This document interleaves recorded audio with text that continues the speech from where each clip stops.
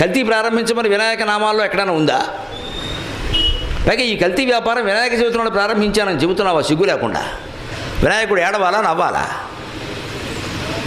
ఆ జీవితంలో ఆ నీతి, వృత్తి చేసిన, వ్యవసాయం చేసిన, ఉద్యోగం చేసిన, వ్యాపారం చేసిన, ఇంట్లో కాపురం చేసిన నీతి ఉందా లేదా? శీలం ఉందా లేదా? ధర్మం ఉందా లేదా? లేకపోతే మన పూజలన్నీ మొత్తం దండకండి, నాకేం మొహమాటం లేదు చెప్పడానికి, మొత్తం దండగ, వల్లకట్లో పోసినట్టే లెక్క.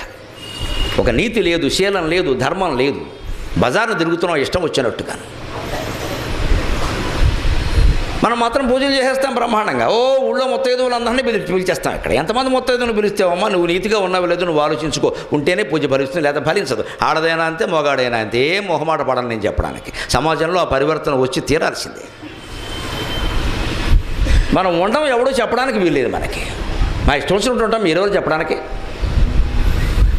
అందుకే దేవుడు కూడా వాడు ఇష్టం వచ్చినట్టు వాడు ఉంటాడు. జీవుడికింత స్వేచ్ఛ ఉంటే దేవుడికింత స్వేచ్ఛ.